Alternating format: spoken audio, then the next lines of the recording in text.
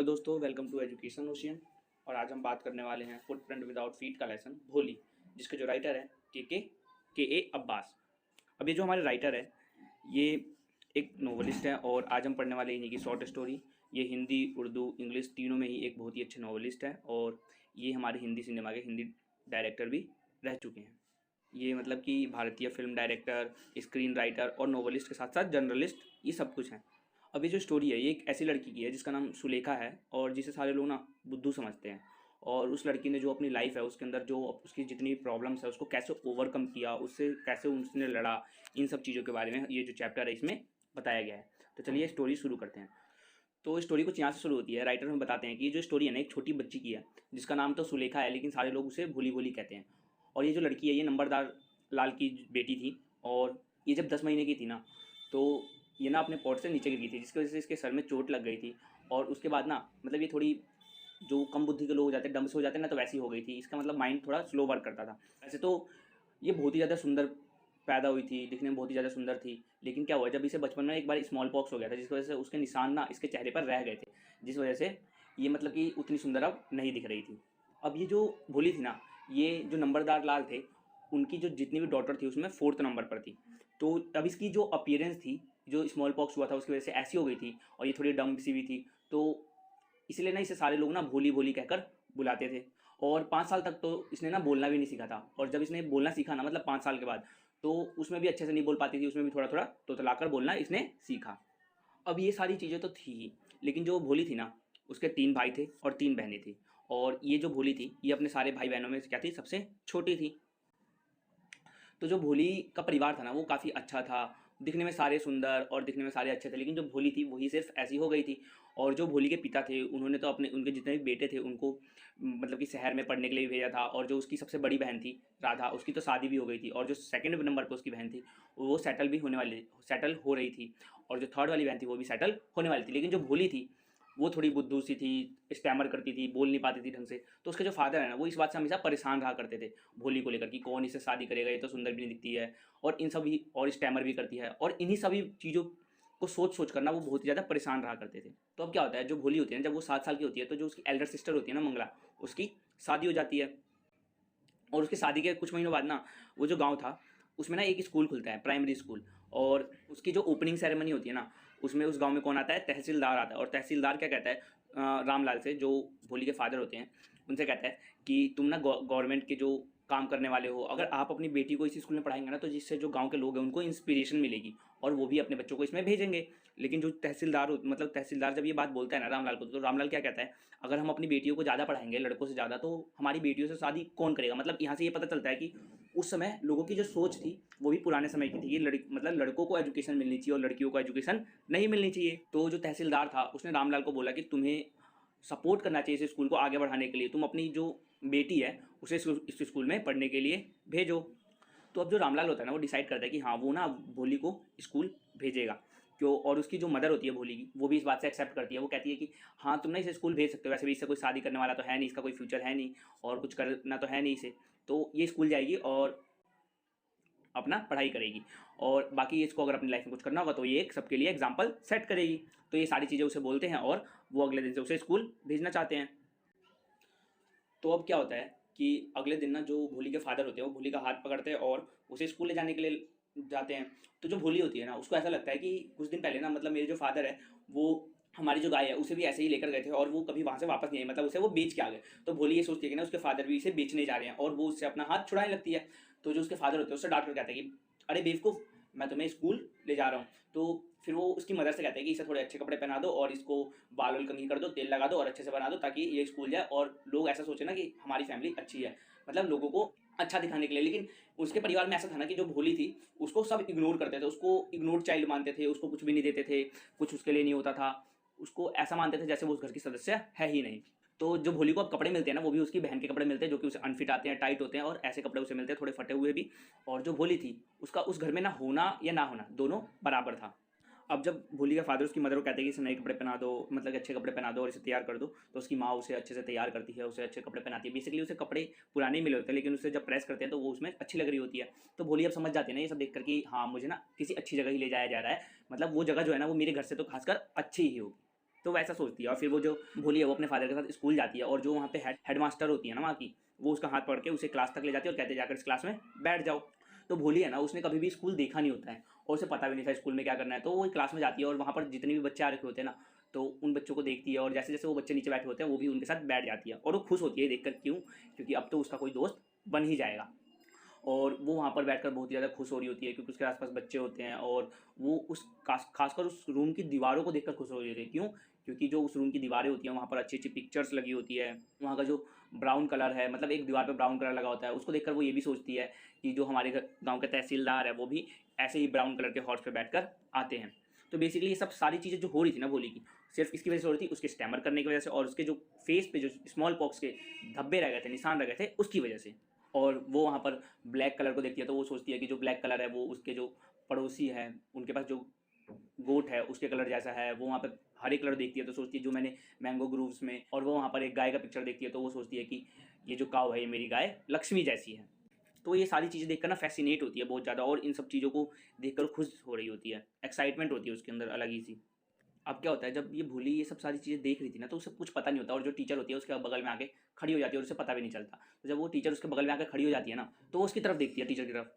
तो उसको कुछ समझ नहीं आता, वो सोचती है अब मेरे साथ क्या होने वाला है। फिर जो टीचर होती है वो बहुत ही प्यार से उससे उसका नाम पूछती है, लेकिन जो भोली होती है वो अपना स्टैमर करने की वजह से ठीक से अपना नाम भी नहीं बोल पाती है। तो टीचर होती है वो समझ जाती है और उसे ज़्यादा फोर्स नहीं करती है। तो भोली होती है इस बात से एम्बेरस हो जाती है कि मैंने यहाँ पर भी अपनी जो आदत है उसका मजाक बना दिया। अब ये जितनी भी लड़कियाँ हैं, जितने भी बच्चे हैं, वो सब मुझ पर हंसेंगे और मेरा कोई भी यहाँ पर सपोर्ट नहीं करेगा, मुझे कोई भी अच्छे से ध्यान नहीं देगा। तो भोली क्या करती है, वो पूरे टाइम क्लास में सर झुकाए खड़ी रहती है, बैठी रहती है, सर झुकाए बैठी रहती है। फिर क्या होता है, जब स्कूल खत्म हो जाता है ना तो जैसी बेल बजती है तो सारे बच्चे स्कूल से बाहर भागकर घर जा रहे होते हैं, लेकिन जो भोली होती है वो डरी हुई होती है और वो वहीं पर बैठी हुई होती है अपनी जगह पे, वहाँ से उठती नहीं है। तब टीचर जो है उसकी, वो उसके पास आती है और उससे बहुत ही प्यार से पूछती है। तो टीचर होती है वो इतनी प्यार से जाकर उससे बात करने की कोशिश करती है और इतने प्यार से उसका नाम लेती है ना भोली, कि वो जो भोली होती है ना वो उसने कभी भी इतने प्यार से अपना नाम किसी को लेते हुए नहीं सुना होता और उसे बहुत ही अच्छा लगता है उस समय पे। लेकिन फिर भी वो बात करने से डर रही होती है। क्यों? क्योंकि जो मिस्ट्रेस होती है उसकी जो मैडम होती है वो उससे पूछती है, तो वो इसलिए डर रही होती है ना क्योंकि फिर से वो बोलने की कोशिश करे और ना बोल पाए, इसलिए वो इतना ज़्यादा डर रही होती है। लेकिन जो उसकी मैडम होती है वो बहुत ही ज़्यादा पोलाइट होती है उसके लिए और बहुत ही प्यार से बात करती है और उसे बोलती है कि ना खड़ी हो जाओ। अब वो ऐसे भी नहीं बोलती कि डांट करके खड़ी हो जाओ, वो बिल्कुल ही प्यार से बोलती है और भोली क्या होती है, खड़ी हो जाती है। फिर जो उसकी मैडम होती है उससे प्यार से बोलती है कि ना तुम क्या अपना नाम ज़ोर से बोल सकती हो? तो जो भोली होती है वो बोलने की कोशिश करती है, लेकिन पहली बार में तो वो नहीं बोल पाती, लेकिन दूसरी बार में वो बोल लेती है। तब जो टीचर होती है उसे फिर से एनकरेज करती है दोबारा बोलने को, तो वो दोबारा बोलती है। अब जो टीचर होती है उसे बताती है कि अगर तुम अपने अंदर से जो फ़ियर है ना उसे निकाल दोगी और कुछ भी अच्छे से बोलने की कोशिश करोगी तो तुम बोल पाओगी। तो वो उसे और ज़्यादा एनकरेज करती है कुछ भी बोलने के लिए। और अब जब वो उसे समझाती है ना कि अगर तुम ये फ़ियर दूर कर लोगी तो तुम अच्छे से बोल पाओगी और तुम अपनी मर्ज़ी का जो करना चाहो वो कर सकती हो, तो जो भोली होती है वो इस बात पे कहती है कि सच में? तो जो टीचर होती है वो उससे कहती है कि हाँ, सच में तुम कुछ भी कर सकती हो। तो फिर वो ना क्या करती है, उसे इतना एनकरेज करने के बाद ना उसे भोली को एक बुक देती है और उस बुक में कुछ चीज़ें लिखी होती है और बड़े-बड़े अल्फ़ाबेट्स लिखे होते हैं, सब कुछ लिखा होता है। तो वो भोली से कहती है उसके टीचर कि अगर तुम इसे पढ़ लोगी ना तो मुझे बता देना, मैं तुम्हें दूसरी बुक दे दूँगी। भोली होती है, वो कहती है अच्छा। तो जो उसकी टीचर होती है वो कहती है हाँ, अगर तुम ये सारी बुक्स पढ़ लोगी जो-जो मैं दूँगी और जो-जो मैं बातें बताऊँगी वो समझोगी ना, तो तुम इस जो गाँव है इसकी सबसे ज़्यादा एजुकेटेड लड़की बन जाओगी और कोई तुम्हारा फिर मज़ाक नहीं उड़ाएगा और सब तुमसे अच्छे से बात करेंगे। तो जो भोली होती है वो इस बात से बहुत ही ज़्यादा खुश हो जाती है क्योंकि इतने प्यार से उससे कभी किसी ने बात नहीं की थी और इतना ज़्यादा प्यार भी नहीं दिया था। अब भोली को इस बात से भी बहुत ही ज़्यादा खुशी होती है कि जो उसकी टीचर है उसने उन्हें इनकरेज किया। अब क्या होता है, ऐसे ही ना कुछ साल बीत जाते हैं और भोली के लिए ना, मतलब भोली के फादर के पास, रामलाल के पास एक रिश्ता आता है। किसका? विशंभर का। वो भी किसके लिए? भोली के लिए। तो जो रामलाल होता है वो, जो उसकी मदर होती है भोली की, उससे पूछता है कि क्या ये जो रिश्ता है इसके लिए मैं हाँ कर दूँ? तो जो भोली होती है, भोली की मदर होती है, वो उसके फादर से कहती है कि हाँ, हाँ कर दो, क्योंकि जो भोली है वो हमारी दिखने में सुंदर नहीं है, बदसूरत है, तो इससे शादी भी कौन करेगा, इसका कोई फ्यूचर भी नहीं है और हमारा जो परिवार है उसके नाम भी बदनामी हो जाएगी अगर इसकी शादी नहीं होगी तो इसकी शादी तुम कर दो। और जो विशंबर है उसके जो बैंक है उसमें भी बहुत सारे पैसे हैं, तो और वो हमसे कोई डाउरी भी नहीं ले रहा है, कोई दहेज भी नहीं ले रहा है, तो हम इसकी शादी उससे कर सकते हैं। तो जो रामलाल होता है वो क्या उस अपनी पत्नी से कहता है कि जो विशंबर है वो लगभग मेरी एज का है, मतलब ये 40-45 साल का होगा। तो जो उसकी मदर होती है वो कहती है कि हाँ, मतलब कि ऐसा है ना कि जो पुरुष होते हैं ना उनकी कोई एज नहीं होती है और लड़कियों की शादी नहीं हो तो जो परिवार होता है उस पर अलग ही कलंक लग जाता है। तो वो ये सारी बातें उसे कहती है और वो दोनों उसकी जो शादी होती है उसकी उसके साथ करने के लिए राजी हो जाते हैं। और वो ये भी सोचते हैं कि जो विशंबर है वो दूसरे गांव का है और हम दूसरे गांव के हैं, तो उसे इतना भी नहीं पता होगा कि जो भोली है उसके जो फेस है वो उसके ऊपर निशान पड़े हुए हैं और ये सब बातें उसको नहीं पता होगी, तो वो आराम से शादी कर लेगा। तो वो इस चीज़ के लिए भी राजी हो जाते हैं। तो अब क्या होता है, जो विशंबर होता है वो भोली के पास एकदम सज धज के आता है घोड़े पे चढ़ के, वो ऐसा दिखा रहा होता है ना सबको कि मेरे पास इतना मतलब कि ऐसा है, ये है, वो है, और उससे शादी करने आता है। तो जो लोग होते हैं ना वो भोली से कहते हैं कि देखो तुमसे शादी करने कोई आया है और तुम तो खुश नसीब हो। और जो उसकी फ्रेंड्स होती है वो भी काफ़ी ज़्यादा उससे बोलती हैं कि तुम कितनी लकी हो कि तुम्हें इतना अच्छा हस्बैंड मिला है। जो उसकी सिस्टर्स होती है वो भी उसे काफ़ी ज़्यादा इनकरेज करती है कि भोली कितनी लकी है, इतना अच्छा, वरना कोई इससे तो शादी ही नहीं करता है, ऐसी ऐसी बातें उसे बोलते हैं। और जो भोली होती है वो रेड मतलब रेड कपड़ा पहन के आई होती है बाहर शादी करने के लिए, तो वो भी काफ़ी ज़्यादा अच्छी लग रही होती है। तो अब जो भोली थी वो लाल कपड़ा बेसिकली मैरिज के लिए जो पहन कर आई थी, तो उसके अंदर आती है ना जब, तो उसके बाद ना जो वरमाला पहनाने का टाइम आता है तो उसमें आता है, तो जो दिसंबर होता है जब उसे माला पहनाने जाता है तो जो उसका घूंघट होता है ना उसे पहले वो हटाते हैं। तो वो देख लेता है कि जो उसका फेस है उसके ऊपर बहुत ही सारे स्कार्स है, और उसका हाथ ना मतलब माला पहनाने जा रहा होता है लेकिन वहीं पे रुक जाता है। फिर वो अपने फ्रेंड से कहता है तुमने इसकी शक्ल देखी है, इसके ऊपर कितने ज़्यादा निशान है, कितने ज़्यादा स्कार्स हैं। तो उसका फ्रेंड कहता है कि हाँ तुम भी तो इतने एजेड हो और तुम शादी कर लो, इससे अच्छी लड़की तुम्हें नहीं मिलेगी। तो जो लड़का होता है वो कहता है नहीं मैं शादी नहीं करूँगा, वो शादी से मना कर देता है और कहता है कि जब तक इसके फादर मुझे 5,000 रुपये नहीं देंगे मैं इससे शादी नहीं करूँगा, और वो उसके फादर से डाउरी की डिमांड करता है।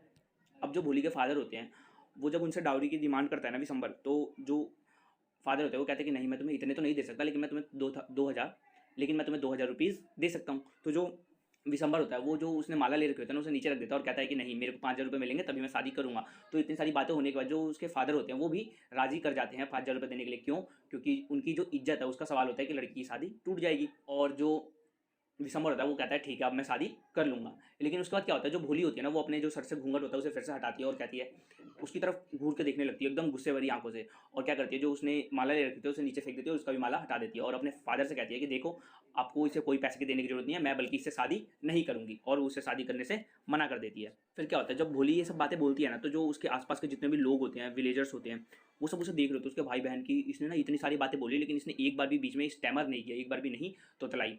लेकिन फिर क्या होता है जब ये सारी बातें बोल रहे होते हैं तो गाँव के कुछ लोग होते हैं ना जो फालतू बोलते हैं, तो वो लोग ना उसे कहने लगते हैं कि कितनी बेकार लड़की है, कैसे बात कर रही है, इसे कोई तमीज़ ही नहीं है, इसे कोई शादी करने आया है तो उसको भी ऐसे बोल रही है, तो ये सारी चीज़ें उसे बोलने लगते हैं। तो फिर जो उसके फादर होते हैं भोली को, वो कहते हैं नहीं बेटा तुम्हें तो शादी करनी पड़ेगी। तो जो भोली होती है नहीं आपको कोई पैसे देने की जरूरत नहीं है, मैं इससे शादी नहीं करूँगा, और उसे वो शादी के लिए साफ मना कर देती है। और जो भोली ये सारी चीज़ें बोलती है ना ये सारी बिल्कुल बिना रुके बिना स्टैमर किए एकदम जल्दी जल्दी बोलती है। तो जो लोग हैं वो फिर से दोबारा से बोलते हैं कि देखो कितनी बदतमीज़ है, ना ही सुंदर है और कितनी ज़्यादा जबान लड़ा रही है, ये सारी चीज़ें बोलते हैं। तो उतने में पीछे से जो एक औरत होती है वो भी कहती है कि मैं तो लगा था ये कितनी ज़्यादा डम्ब है, कितनी ज़्यादा बुद्धू है, दिखने में सुंदर भी नहीं है। तो जो भोली होती है उसका जवाब देती है कि हाँ मैं बेशक दिखने में सुंदर नहीं हूँ, मैं भोली हूँ, आप सबको यही लगता है कि मैं भोली हूँ, लेकिन मैं ये शादी नहीं करूँगी, और मैं कोई गाय की तरह सीधी नहीं हूँ। ये सब चीज़ें उसे बोलती है, आप सबको ऐसा लगता है कि मैं गाय की तरह सीधी नहीं हूँ, मैं भोली हूँ, ये सब चीज़ें, लेकिन मैं इससे शादी नहीं करूँगी, और ऐसा वो उससे बोलती है। तो अब वो जो इतनी सारी बातें बोल रही थी ना, तो जो उसके आसपास के लोग थे, जितने भी लोग थे, वो सारे सोच रहे थे, वो हैरान थे कि जो भोली है इतनी सारी बातें बोल रही है और वो भी बिना स्टैमर किए और बिना रुके हुए। और क्या होता है फिर जब ये दिसंबर होता है, जब ये सारी बातें उसकी सुनता है ना, तो वो क्या होता है वो अपनी बारात लेके वापस चले जाता है, और जो वहाँ के लोग होते हैं वो भी सब अपने घर चले जाते हैं। और जो उसके फादर होते हैं वो अपसेट हो जाते हैं और उससे कहते हैं और कहते हैं कि अब तुमने ये क्या किया, अब तुमसे शादी कौन करेगा। उनको ऐसा फील होता है कि ना उनकी बेइज्जती हो गई है और तुम अब क्या करोगी, तुमसे शादी कोई नहीं करेगा, ऐसी ऐसी बातें उसे बोलते हैं। अब बेसिकली ये जो बातें बोलते हैं ना उसके फादर, वो अब सुलेखा नाम लेते हैं। क्यों? क्योंकि अब जो भोली है वो स्टैमर नहीं कर रही थी, अब वो तुतला नहीं रही थी, वो अच्छी अच्छी बात मतलब कि जो लाइनें थी वो बिल्कुल तेज तेज बोल रही थी, उसे कुछ भी बीच में स्टैमरिंग नहीं हो रही थी, कुछ भी नहीं हो रहा था, और वो भोली मतलब बुद्धू नहीं रह गई थी, अब वो सुलेखा हो गई थी। तो जब उसके फादर ये सब बातें बोलते हैं ना, तो जो भोली होती है उनसे कहती है कि देखो मैं ये शादी नहीं करूँगी, मैं ना हमेशा आपके साथ रहूँगी, आपकी सेवा करूँगी। तो जो उसके फादर होते हैं अच्छा वो कहते हैं अच्छा। फिर वो जो भोली कि वहाँ पर मैडम खड़ी होती है ना, तो उसके फादर और मदर के सामने कहते हैं कि मैडम से भोली कहती है कि मैंने जो किया वो ठीक किया ना, तो उसकी मैडम कहती है हाँ तुमने ठीक किया। और जो उसकी मैडम होती है वो ये सब जाते देखकर खुश होती है। क्यों? क्योंकि जो भोली होती है उसने अपना इस बार ब्रेव पॉइंट रखा था, वो इस बार डरी नहीं, उसको जहाँ पे मौका मिला बोलने का उसने उसका यूज़ किया और अपनी चीज़ें बताई कि किस तरह से उसके लोग बचपन से फीलिंग हर्ट कर रहे हैं, लेकिन उसके अंदर भी फीलिंग है, वो अपनी बातें कह सकती है, वो अपना जो दिमाग है उसको यूज़ कर सकती है। और उसने बिल्कुल ही सही फैसला लिया। क्यों? क्योंकि जो वो लड़का था विशंबर वो उससे काफ़ी ज़्यादा एजेड था, वो डाउरी मांग रहा था, मतलब वो एक लालची किस्म का आदमी था। तो ये सब बातें वो बताती हैं। अब टीचर जो थी उसको उनको ऐसा लगा कि उसका मास्टरपीस अब तैयार हो चुका है। अब मास्टरपीस उन्होंने किसे कहा है? भोली को। क्यों? क्योंकि जो भोली थी उसको जितना सालों से वो तैयार कर रही थी इस चीज़ के लिए कि वो बोले, अपनी जो चीज़ें हैं उनको उठाए और बिना डरे किसी के सामने कुछ भी बोले, और वो अब सब कुछ कर रही थी, वो अब डर नहीं रही थी किसी से, और उसके अंदर उतना ज़्यादा एनकरेजमेंट आ चुका था, और इसीलिए जो उसकी टीचर है उसने उनको मास्टरपीस कहा और कहा कि अभी जो मेरा मास्टरपीस है वो तैयार हो चुका है। और ऐसे जो थी भोली की स्टोरी थी, और ये स्टोरी यहीं पर ख़त्म हो जाती है।